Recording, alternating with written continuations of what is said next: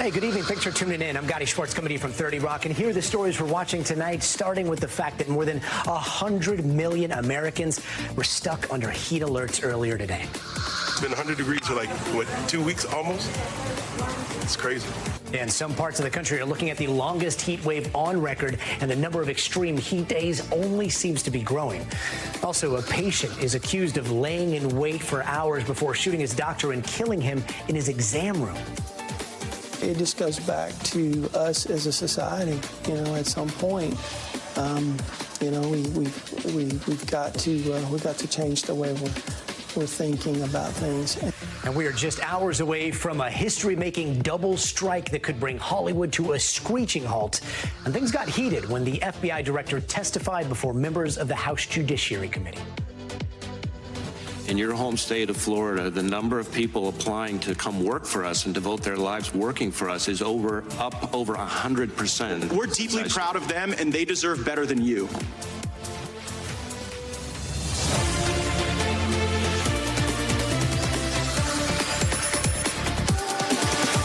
Extreme weather has been sweeping across the U.S. for over a week now. Some of it fast-moving. Some of it feels like it is not going anywhere anytime soon. Scorching heat from Florida to California to historic flooding in Vermont. We're going to get to all of it, but let's start with this heat forecast. Over 100 million Americans are under heat alerts tonight as temperatures continue to soar. And these were some of the temperature highs across the United States today. 100 in Houston, 107 in El Paso, and 117 in Death Valley, which could tick up to 130 degrees soon. In Arizona, temperatures have been over 100 degrees for 12 days straight now, and they are expected to surge even more this weekend, according to the National Weather Service. And all of this is happening because of a heat dome, which is still on the move and will grow out towards California by the weekend. And NBC News correspondent Aaron McLaughlin joins us now from, it looks like, a little bit of shade outside. Aaron, I know it has been a long and hot few days for Arizona. How are you guys doing out there? Yeah, Gadi, it's actually been 12 consecutive days of temperatures 110 and above. That is approaching an 18-day record.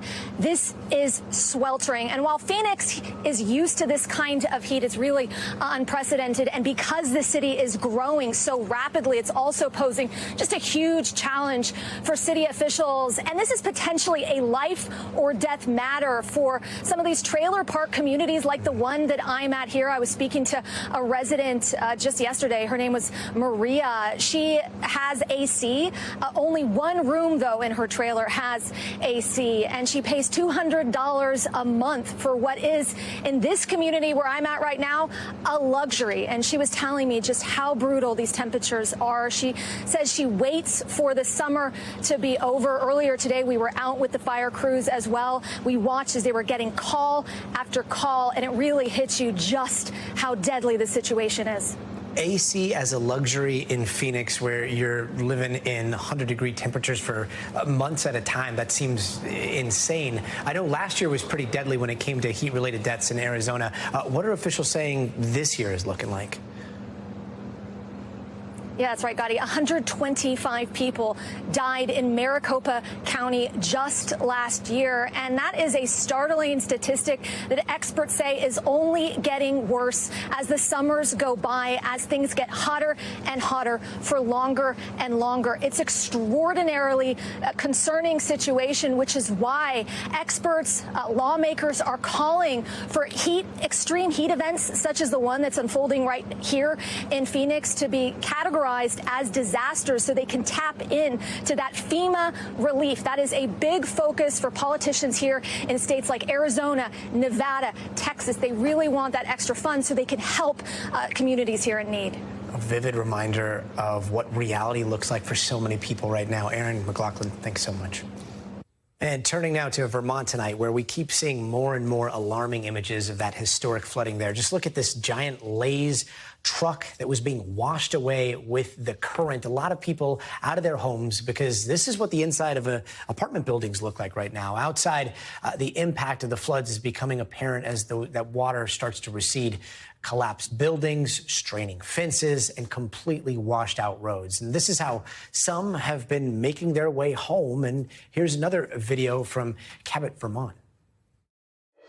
Came to check on our sap tanks, make sure those didn't wash down the river, and the road washed out.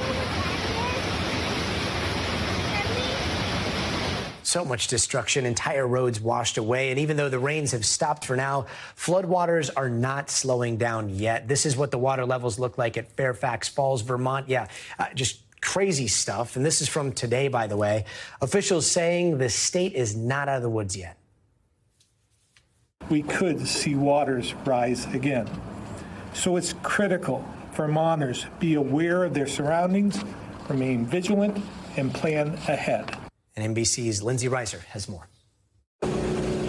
Gadi, thankfully, the waters have receded, the sun is out, but this is what people are left with. I talked to the owner of this bookstore, and she said it's a sad day for books. She said it's really sad when you have to throw these away. These are a total loss here, and she says her business is going to take a hit. Now, they were prepared for some rain. She was able to move some books from a lower shelf, but they weren't expecting the 3.5 feet that she got. One business owner I was talking to, his 8-foot basement flooded, and then 3 feet in his lower level on top of that as well. So you hear the sound of generators.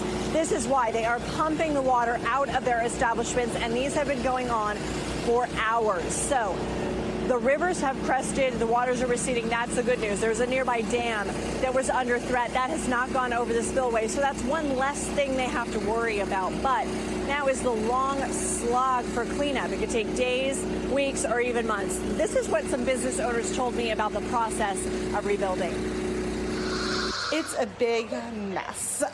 We have a lot of people coming in to help us, but there's a ton of cleanup. Wet books are not an easy thing to clean up, and it's kind of heartbreaking. So the merchandise in this store has been compromised by either getting completely submerged or partly wet. So most of the merchandise is going to have to be thrown out and replaced. So we have the emergency declaration, and FEMA is here, which helps. The community says they feel like they are being taken care of, and they feel like things will be okay. The community really coming out, volunteers coming out to help clean up, and everybody sort of just pulling themselves up by the bootstraps and getting it done. But, Gadi, there is a threat for more rain tomorrow. So, of course, we know the ground here is very saturated, but state officials say they do believe that the waters have receded enough that it shouldn't be another flash flooding situation. Gadi? Deep inside a doctor's office in an examination room is one of the last places you'd think there would be a shooting. But yesterday, a well-known hand and wrist surgeon in Tennessee was shot to death by a patient inside his exam room. And police say the attack by the 29-year-old gunman was targeted. Suspect had a firearm in his possession. It was on his person. It wasn't in his hand. He was taken into custody without incident. So we do have the suspect in custody at this time. Joining us now is NBC's Blaine Alexander. Blaine, do we know how this shooter was able to get into that exam room?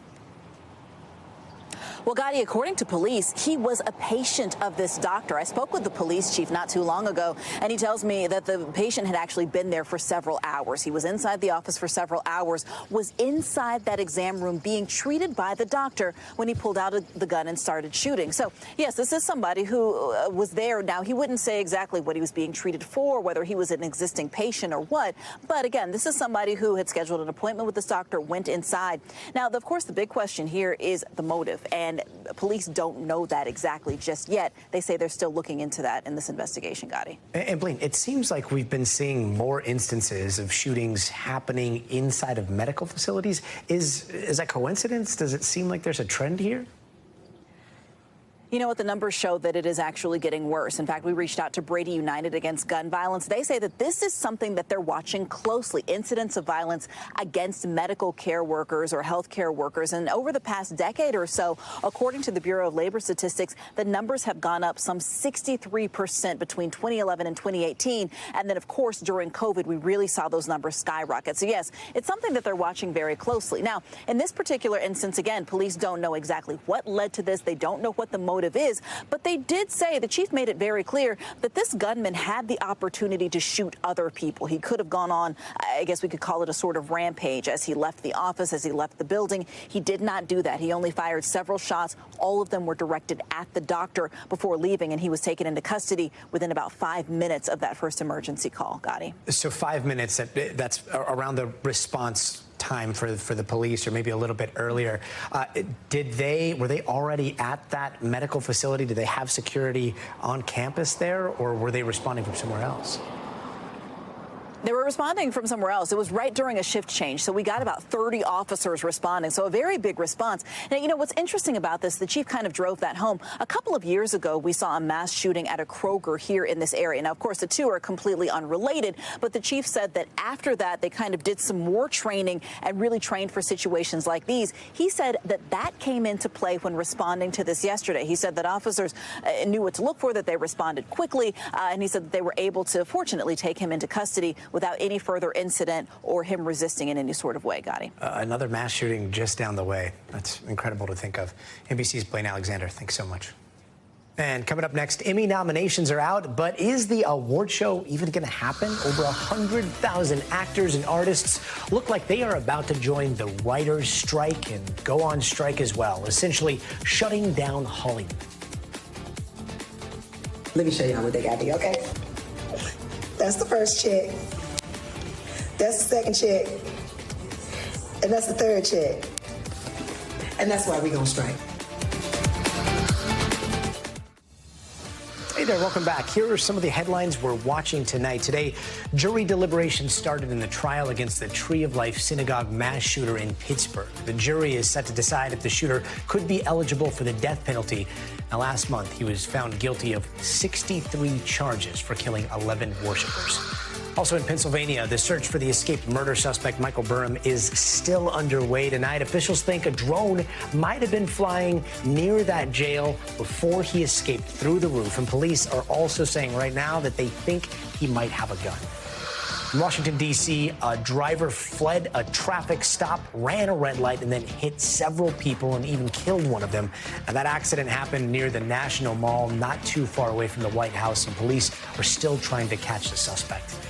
And something tells me that Swifties are not going to be able to shake this off. Ticketmaster has once again botched the sales for Taylor Swift's Eras Tour, this time for shows in France. Ticketmaster abruptly paused the sale yesterday after 700,000 fans were waiting in queue to purchase tickets. And the nominations for the 75th Primetime Emmy Awards were announced today, and HBO has a lot to celebrate. Succession leads the nominations with 27. The Last of Us came in second with 24, and rounding out the top four were The White Lotus, Apple TV's Ted Lasso, and my personal favorite, Jury Duty, scored a nod. If you haven't seen it, you definitely should. And let's go now to Capitol Hill, where House Republicans put FBI Director Christopher Wray on the hot seat tonight. He is facing a barrage of questions during the nearly 6-hour hearing, with several Republicans even accusing Wray, who was appointed by Donald Trump, of working against the former president and his allies.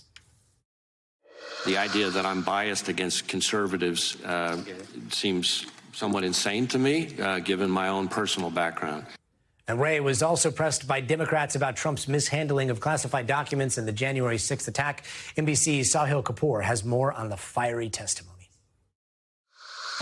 A contentious hearing today in the House of Representatives, Gadi, with FBI Director Christopher Wray in the hot seat, facing a grilling from Republicans who sit on the majority of that committee, control of the gavel, effectively leaping to the defense of former President Donald Trump, who faces multiple federal investigations, asking FBI Director Wray about his conduct, about how the FBI has approached those investigations in a fairly aggressive and confrontational manner. Let's have a listen to what some of the Republicans on the panel had said to the FBI director.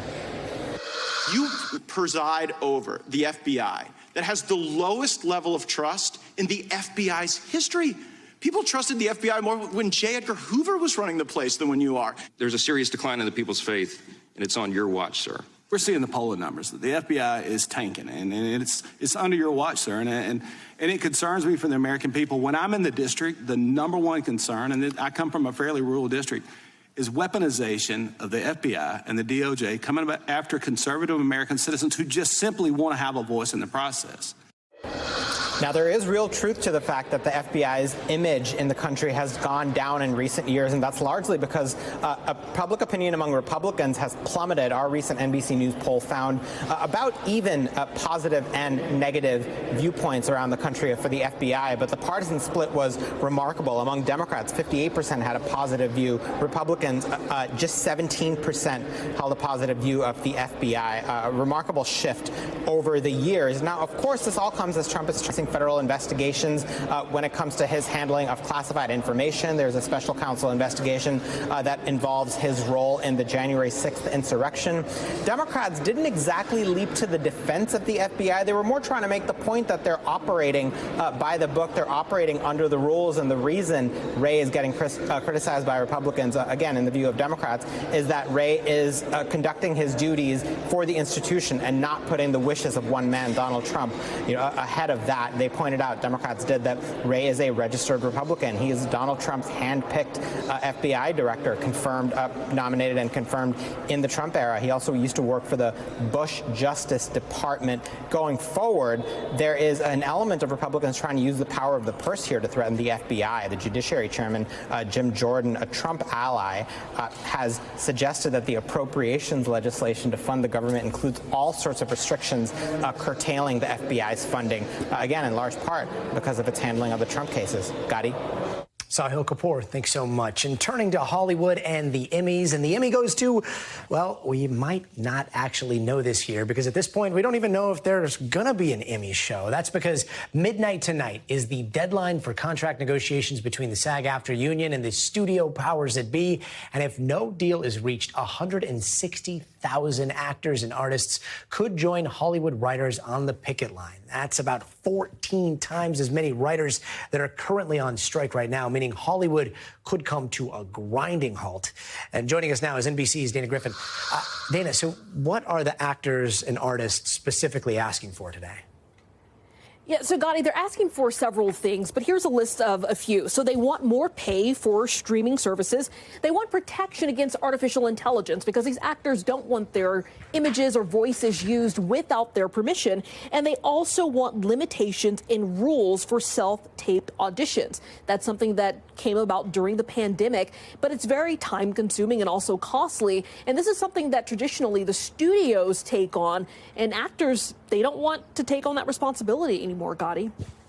And what happens to Hollywood if the actors join the writers on strike too? Will Hollywood just effectively be shut down here?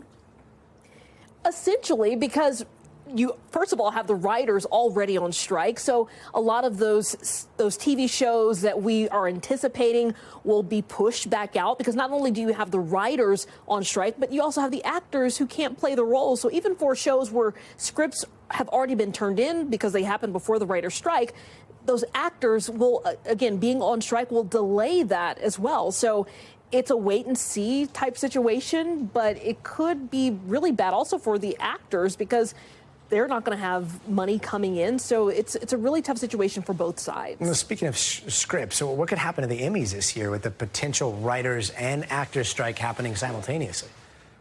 Yeah, that's like the big question, the big unknown. We had all those nominations come out today, so everyone's super excited for the September 18th show, but that could actually be postponed, possibly even canceled, because remember, Gadi, you've got to have writers for the Emmys, and if the actors aren't showing up because based upon their contracts, they are not allowed to do any sort of publicity for certain movies, and it's still kind of a gray area on whether they could show up. They may possibly be able to receive awards, but it would just be a really huge blow to an exciting time. Again, this is the 75th primetime Emmy, so this is obviously something that they don't want to happen. So the big hope is that they will reach a deal in the 11th hour. Yeah, a lot of uncertainty as we head towards midnight. NBC's Dana Griffin, thanks so much.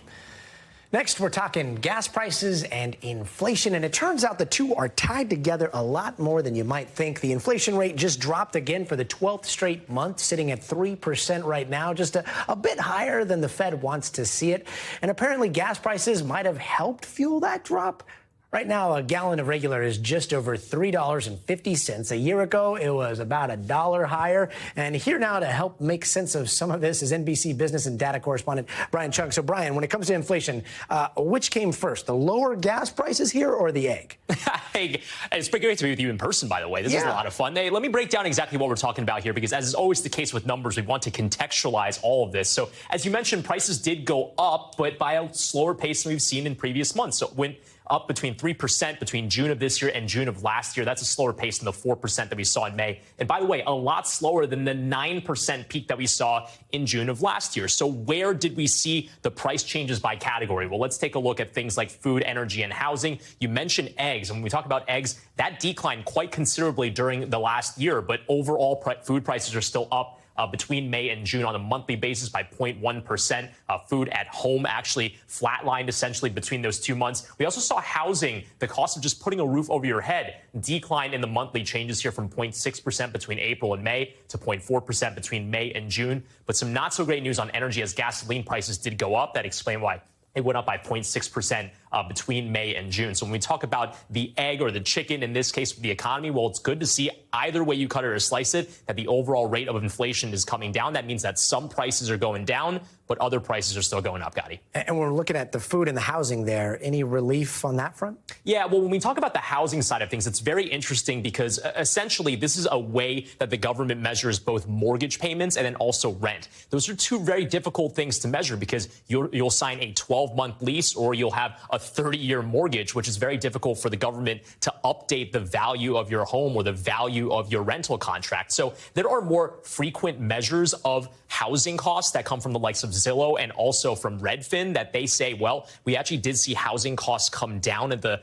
earlier part of this year, but the government data maybe hasn't reflected that. So could this number go down to maybe 0.3 or perhaps 0.2 in the months to come? Economists that I've talked to have said that's certainly a possibility. If that happens, that could bring the headline rate of inflation down because rent and mortgage payments are such a substantial part of the things that we spend money on every month, Gadi. All right, and I have one more dorky question for you. So a few months ago, I was looking on Carvana, and the price of a used car, I was looking to sell it like 2 years ago, pretty high for my used Jeep, and then all of a sudden, it's like $5,000 lower. Yep. What's going on with used cars right now? Yeah, well, used car prices are actually falling right now. So it fell by about 5% in just the last year. And what's really interesting is that it's not necessarily going to show up in any of these categories that I just showed you, right? It's not food, energy, or housing, but used car prices and new car prices are a big part of the overall headline inflation number. And the story was that a shortage of microchips and also high demand for people that just wanted to move out of the cities and start to drive around everywhere, maybe in a Jeep like yours as well. They simply weren't able to do that because the costs were just so high. Now the inventory backlog is filling up. I spoke with car dealers that said, we've got more cars on the lot, which means that we don't need to price it at whatever the person who walks in the door is going to be willing to pay for it. We can even offer some discounts to try to sweeten the deal. So that's why used car prices have gone down, although $5,000 sounds pretty rough, Gadi. You know what sounds even rougher? Like 15 miles to the gallon in L.A. Oh, so no. Should have offloaded it. Man. Go EV. Yeah, I'm biking to work these days. Brian, thanks so much. Yep.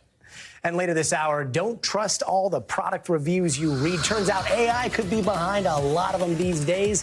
And it's often enough that the government wants to crack down on it. But first, you got to see this. This is a little sea otter that's taking what he wants. This feisty little creature took a surfer in Santa Cruz by surprise when she tried to take his surfboard, even going as far as giving it a little nibble. She had quite the grip, not letting that board go. The surfer even flipped the board with no success. Now, wildlife agents are looking to try to capture her to figure out what's going on before she might hurt somebody. But I guess that little guy just wanted to catch some waves. We'll be right back.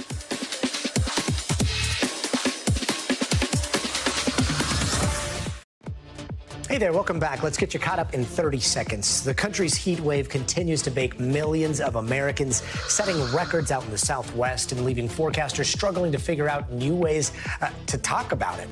And at midnight tonight, 160,000 actors and performers are set to go on strike, joining writers. Also, a Tennessee man is in custody tonight, charged with first-degree murder for allegedly shooting a surgeon inside the exam room. And in Iowa tonight, a legal battle is already in the works over the state's new 6-week abortion ban. Now, that restrictive measure passed late last night after a heated 15-hour special session with passionate pleas from both sides. The ban is now set to take effect as soon as Iowa's governor signs it, which she says she'll do on Friday. That is, unless the state Supreme Court blocks that measure, an outcome reproductive rights groups are now suing to make happen. Hundreds of Iowans will be impacted in mere weeks if the court does not intervene. This ban inappropriately inserts politicians into exam rooms and puts doctors in extremely difficult positions. Now, there are exceptions for medical emergencies included in that bill, as well as for rape and incest, but only if victims report those incidents within a strict deadline. And NBC's Shaquille Brewster is in Iowa with the latest. Hey there, Shaq. Hi there, Gadi. Well, those scenes of tense protests, the emotional testimony, the hours of debates that we saw play out here at Iowa's state capitol over their 6-week abortion ban, those have now ended, but this is a fight that has now made its way to the courts. A group of abortion providers, including Planned Parenthood, now filing a lawsuit asking a district judge to put a hold on that law. They're saying that they actually have a hearing in front of the judge minutes before the governor, Kim Reynolds, is expected to sign that piece of legislation on Friday. Republicans are celebrating what they say is a major accomplishment, something that they tried to do in 2018 but have never been able to make happen. Meanwhile, Democrats and abortion providers saying that this is going to cause serious chaos. I want you to listen to my conversation with an abortion nurse over how she's preparing for this law. It's going to mean turning away a lot of patients. It's going to mean a lot of really heartbreaking conversations, and it's going to mean that a lot of people will either be forced to carry a pregnancy to term against their will or forced to drive hundreds of miles to get health care. She went on to say that clinics have already been moving appointments, extending their hours, looking into other states to see what options are available for women seeking that abortion care. Opponents say that this is harmful for women in the state. But again, you have supporters saying that this is about protecting life. They believe that with a more conservative state Supreme Court and with the overturning of Roe v. Wade at a federal level, they believe that this time this abortion ban will stand. Gadi? Shaq Brewster, thanks so much. Turning to something that a lot of people call the unsung hero of the English language. Other people call it passive-aggressive. It's the good old trusty period. You might think of it as just the dot that ends our sentences, but for Gen Zers, it can pack quite the punch. And NBC's correspondent Aaron Gilchrist shows us how the younger generation is seeing it as making quite the statement. Take a look. The only thing we have to fear is fear itself. Winter is coming. Surely you can't be serious. I am serious. And don't call me Shirley. Okay, so here we have 3 common quotes. I admit some more famous than others. Why did we put them together? What do they have in common? Nothing. Nothing except one little thing. Yeah, that right there. The period. That little dot that ends every sentence, at least according to your grammar teacher. Conclusive, declarative, 1/3 of an ellipsis, the end of a thought, and indeed an afterthought, at least to some, but not all, because for an entire generation, the period is not just punctuation. It leaves a mark. It definitely is a thing. I would assume that either they're really proper or they're mad at me. Meet Femi and Barbu and Pato, students at Rutgers University, all Generation Z, all prolific texters.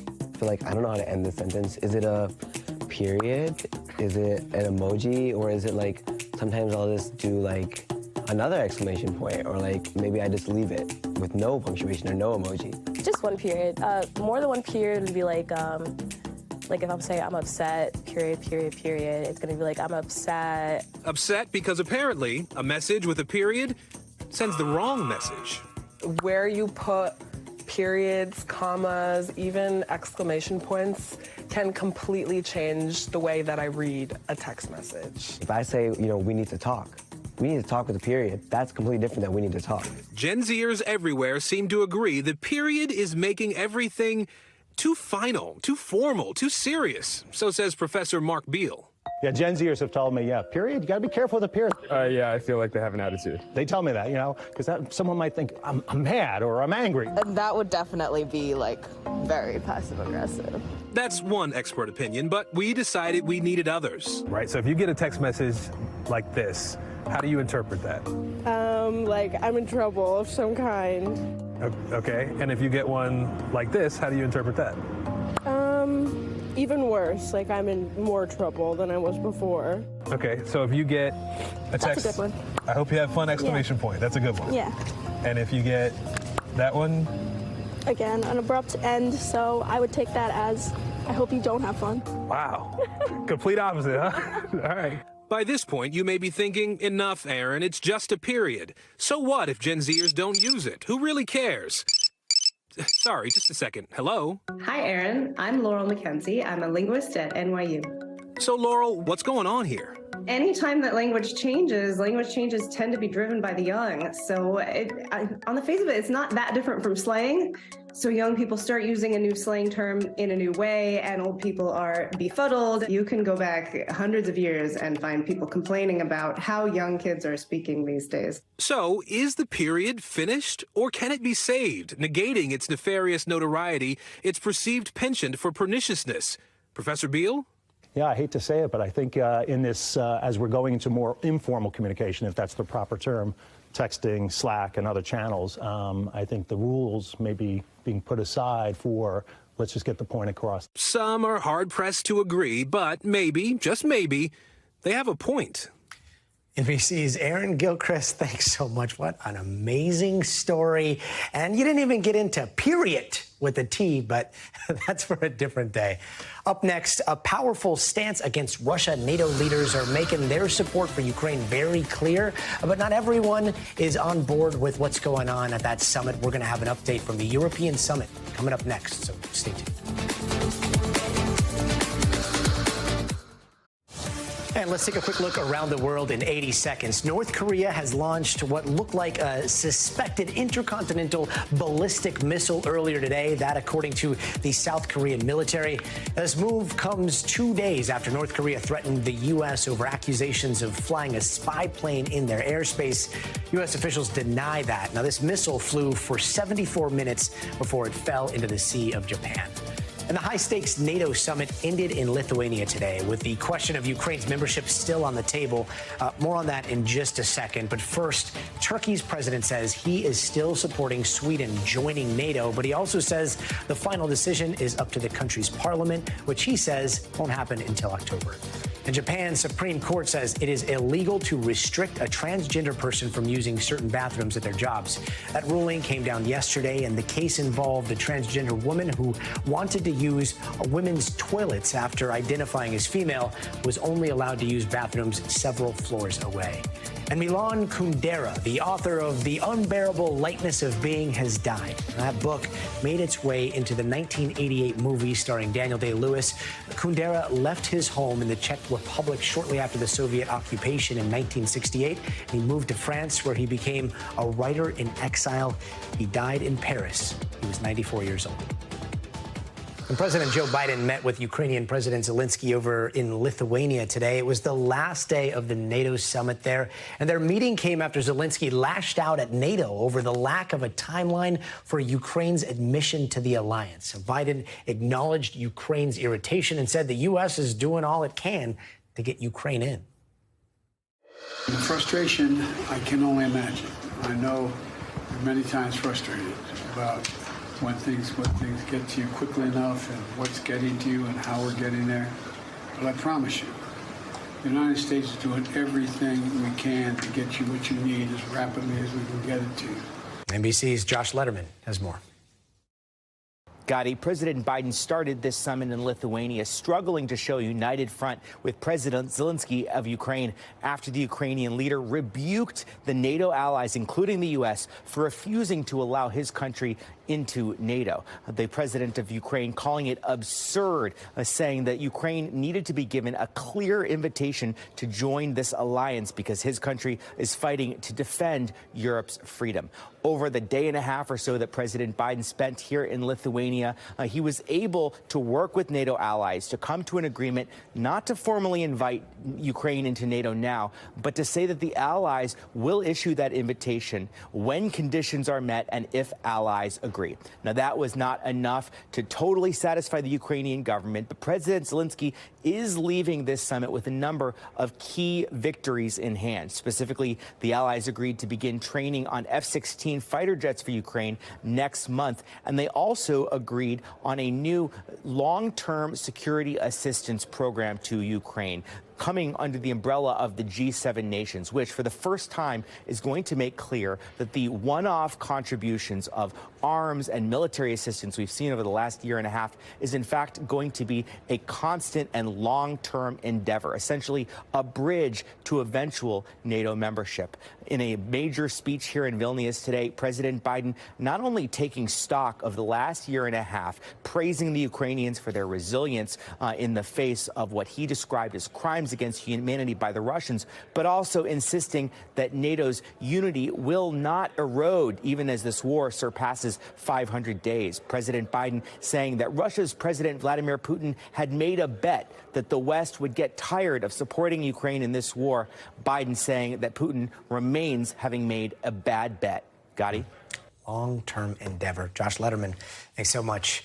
And there is a huge scandal right now over in the UK surrounding veteran BBC anchor Hugh Edwards. It's over sexually explicit photos Edwards allegedly paid a 17-year-old for, but police in London now say there is no evidence that there were any crimes committed.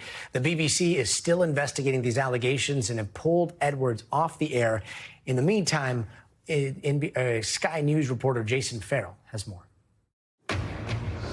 Tonight at 10, the BBC's most senior news anchor, one of their highest paid stars, Hugh Edwards, is among the most recognisable faces of the corporation and has been for more than 30 years. There was growing pressure to reveal that he was the mystery presenter at the centre of allegations in the Sun newspaper. And it was his wife, Vicky Flynn, who told the world, saying, "I am making this statement on behalf of my husband, Hugh Edwards, after what have been 5 extremely difficult days for our family. I'm doing this primarily out of concern for his mental well-being and to protect our children." Hugh is suffering from serious mental health issues. As is well documented, he has been treated for severe depression in recent years. The events of the last few days have greatly worsened matters. He has suffered another serious episode and is now receiving inpatient hospital care, where he'll stay for the foreseeable future. It came almost immediately after the Met Police said they had found no evidence of criminality and will be taking no further action against Mr. Edwards. It left one former wrongly accused man feeling nothing but sympathy. He is in hospital. He is not personally able to speak for himself. I'm sure a time will come when, if he wishes, and he should not be forced, then he will respond. But not now. Now is the time to respect him and what he's done for the BBC in the past, his wife, who has stuck by him, his family and his children. But the end of the police inquiry doesn't end the questions. This comes back to the BBC to decide whether this is merely gossip about a man's private life or whether his actions are disreputable and threaten his career.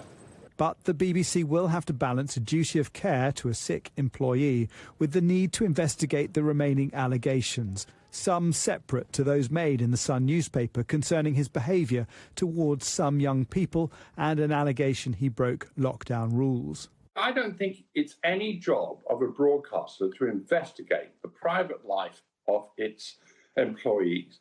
If you've got 22,000 employees, as the BBC does have, there will be some strange and aberrant and inappropriate behaviour and no doubt some criminality at times. That is not the BBC's issue. In a memo to staff, the Director General said they will continue to assess the case and follow due process. In her statement, Hugh Edwards' wife said he would, when recovered, address the allegations. And he apologised for the distress caused to his colleagues. I just think this thing has got to stop. Presenters like Jeremy Vine, who'd been wrongly accused of being the mystery presenter. The Sun said it had no plans to publish further allegations, but will provide BBC investigators with a dossier containing more allegations, including some from BBC personnel. It's a very sad state of affairs. Obviously, one feels for Hugh in hospital, and one also feels for his wife and family. So far, we have not had any denial, specific denial of the allegations raised against the person we now know as Hugh Edwards by anybody, by his wife or anybody else. They've certainly said they're going to respond. So at the moment, it looks like it's, as indeed the Director General of the BBC said, legitimate public interest. There will be questions to answer, but also consideration to a great broadcaster who has not been found to have broken the law, but is broken and needs some time and space to recover. Jason Farrell, Sky News. And now to an NBC News exclusive, a rare look at how the United States is getting ready for a possible conflict with China. Our Courtney Kuby talked to a general who once said the war could go down within the next 2 years. Tonight, amid growing tensions with China, we're with American forces in the Pacific, where General Mike Minahan is preparing his airmen for a mission he's warned could come soon. Do you think the U.S. could be at war with China in the next few years? It's not me to say whether we could be at war with China in the next few years. Earlier this year, Minahan, the head of Air Mobility Command, wrote a controversial memo to his commanders warning the U.S. could be at war with China in 2 years, and they need to be prepared. Do you still believe that? I don't believe conflict is inevitable. I don't believe it's unavoidable.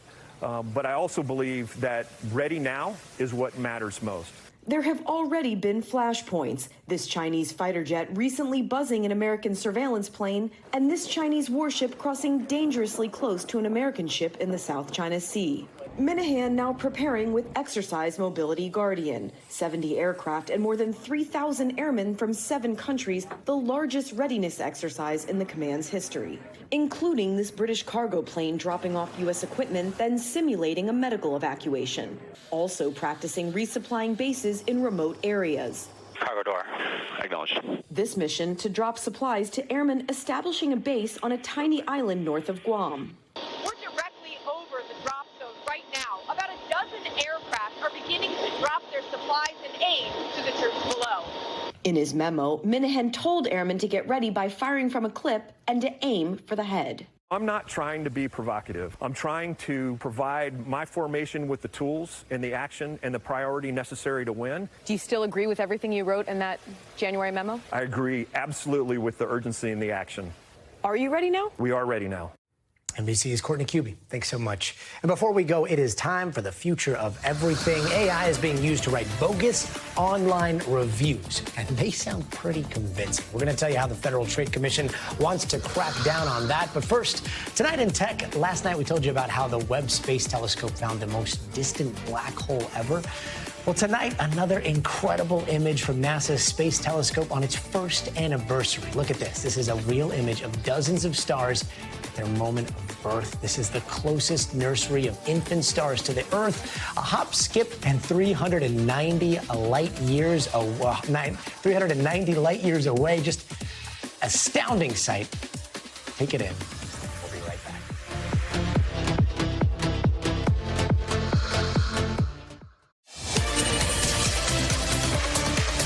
And here's something we all do. We see something we want online. We think, yeah, but what do people really think of it? So you go straight to the reviews, and maybe it's reading those Yelp restaurant ratings that you just can't get enough of, or those Amazon comments next to those questionable stars. And have you ever spotted something where you're like, wait, that does not look real at all? Well, the problem is a lot worse than I imagined, and now the Federal Trade Commission is starting to get involved. So let's bring in NBC's Noah Pransky to talk about all this. Noah, so many reviews out there. I can kind of start to see what's fake and what's not, maybe, but what are some tips to see what's real when you're looking at those reviews? Yes, so the FTC is sounding the alarm. They're like, not only do we have fake reviews, but people are getting paid to write fake positive and negative reviews. And AI is making it all worse because AI is really good at writing reviews. And they do it for free. Yeah, and I think actually I want to quiz you here. We've got this queued up. So we've got two reviews for a real product. Love this. One is a very real review. One is a very AI-created review. Can we pop these up? I want to see if you can tell the difference. So number one, it is a Nature Valley protein granola bar. So these granola bars are so good, they'll make you want to lick the wrapper. But don't do that, because then you'll have to buy another one. And another one, and another one. Seriously, these bars are addictive. Okay, so, option one. Okay, and that's a pretty good review. Option two, these bars put the yum in your tum. They're a little pricey and a little high in saturated fat, but with 10 grams of protein and 6 grams of fiber, it's just like eating a salad. If salads were made of nuts and chocolate and peanut butter. So wait, one of these is made by AI? And one is a real human. They like. Can you pick? That's pretty creative. I mean, lick the wrapper. I don't think AI would write "yum" in the tum.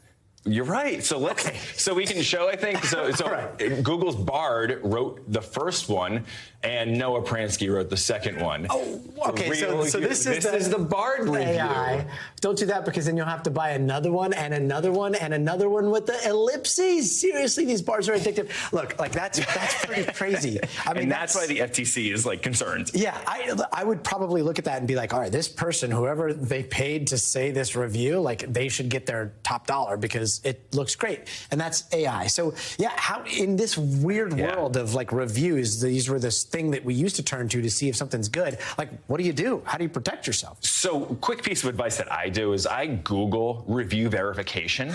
And there are sites, I don't want to endorse any particular one, but there's a lot of sites out there that can comb the internet, that use AI and not against you, but they'll use it for you to help weed out some fake reviews. So you search review verification sites, there's a bunch will pop up, and you just plug in the item that you're looking at, and it'll tell you if the reviews look real or fake. Wait, so you're using AI to spot other AI? Yeah, dude, this it's great. And then also the FTC is sounding the alarm about this. Again, they're really going to crack down on fake reviews, paid reviews. There's also software that companies are using to suppress honest reviews in favor of fake reviews.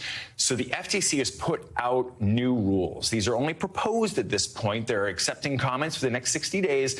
But later this year, they could finalize these rules, which would put huge fines in place if they catch you with fake reviews, paid reviews, if they catch executives at a corporation posting reviews for their own product, or if they catch you buying or selling fake followers online. What? So the FTC says we want to at least put some rules in place. Someone's got to police the internet. Wait, so the FTC does have jurisdiction here? I mean, is this fall under false advertising, or is this still a great? This is all trade, and the FTC has been doing these little incremental rules. They're working on a number of different things for better competitiveness, better transparency, and at the end of the day, you know, all a consumer wants is to be able to look at prices, look at products, and have fair comparisons. And I think a lot of American companies believe that's probably in their best interests, too. Yeah, and also to not have to ask AI to go look at other things that may be written. It's a whole new world. Whole new world. Noah, thanks so much. Yeah, man. Thank you, man.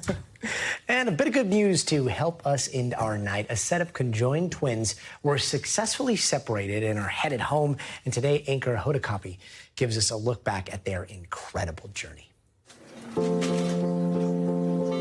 Sandy and Jesse Fuller are the proud parents of two little miracles, Ella and Eliza. Just 12 weeks into their pregnancy, the Texas couple found out they'd be having a special set of twins. Our OB, he could pinpoint that something was off. He was like, my gut's telling me that they are conjoined. The girls already had an inseparable bond, their bodies connected at the abdomen. They each had their own liver, but they were connected in the middle. Conjoined twins occur once in every 50 to 60,000 births, and most are stillborn. But the Fullers were hopeful to have a healthy set of girls. We had already decided, whatever it is, we're going to have these babies. Then, on March 1st, Ella and Eliza were born. Once I heard both of them crying and breathing, then I kind of eased down a little bit. At Texas Children's Hospital, doctors planned to separate the twins. Months later, in June, the girls were brought in for surgery, a bittersweet moment for the entire family. Dr. Alice King led a surgical team of 17. They're so rare that there's no playbook. After 6 hours in the operating room, she delivered the good news. everything went very, very smoothly. Thank you so much. We're in the recovery period. For the first time, the two babies were on two separate beds. And for mom and dad, a chance to hold each of their girls. Almost 4 weeks later, Ella and Eliza are still closer than ever. They love being beside each other, and because that's all they've known. And already growing into their own. Doctors say the twins are healthy and defying all odds. I think the future has no limits for them. And back at home, their big sister Emmy is getting ready to meet the separated sisters for the very first time. She's really excited. She carries these two little twin baby dolls around, and she says, my babies. A long-awaited homecoming for two precious bundles of joy. Precious indeed. That does it for us tonight. I'm Gadi Schwartz. We'll see you tomorrow. But until then, stay tuned now.